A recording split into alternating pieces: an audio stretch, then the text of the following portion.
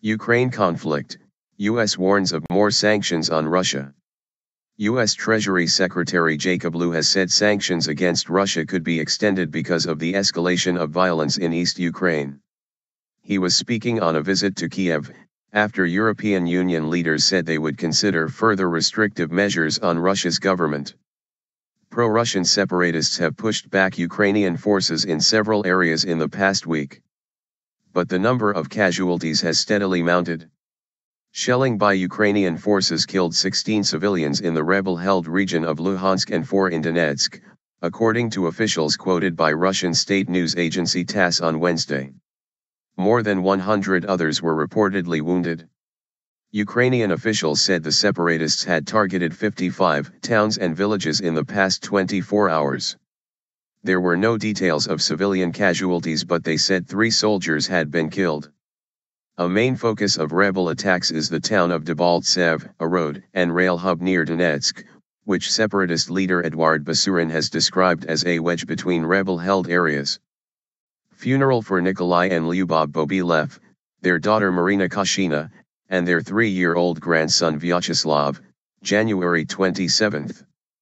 30 civilians were killed in an attack on the southeast Ukrainian city of Mariupol on Saturday.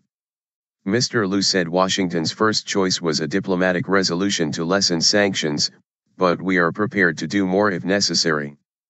His remarks came hours after President Barack Obama spoke on the phone to German Chancellor Angela Merkel and issued a statement saying the two leaders were concerned about Russia's materiel support for the separatists. They agreed on the need to hold Russia accountable for its actions. Foreign Legion. Russia denies involvement in eastern Ukraine, saying if any Russians are fighting there they are doing in a voluntary capacity. EU foreign ministers will hold a special meeting in Brussels on Thursday to consider how to respond to the current escalation, including the killing of 30 civilians in the southeast Ukrainian city of Mariupol on Saturday. We note evidence of continued and growing support given to the separatists by Russia, which underlines Russia's responsibility, EU leaders said. U.S. Treasury Secretary Jacob Lew, with Ukrainian Finance Minister Natalia Yayrsko. U.S. Treasury Secretary Jacob Lew signed a loan guarantee deal with Ukrainian Finance Minister Natalia Yayrsko. The ministers could ask the European Commission to draw up further sanctions, which would then go before EU leaders, most likely at a summit scheduled for February 12.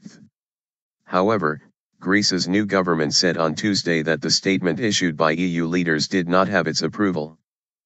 Prime Minister Alexis Tsipras and Foreign Minister Nikos Kotzias are known to be opposed to sanctions on Russia and could prevent the EU's 28 member states from reaching a unified position on further measures. The U.S. Treasury Secretary was in Kiev to sign a $2 billion, pound 1.3 billion, euro 1.75 billion, loan agreement, which is conditional on the government making fiscal reforms and tackling corruption. IMF officials are also in Kiev to discuss extending last year's $17 billion bailout package. The government is estimated to need a further $15 billion in funding. More than 5,000 people have been killed in fighting since the rebels seized swathes of the Donetsk and Luhansk regions last April, according to UN estimates. More than 1 million people have been displaced.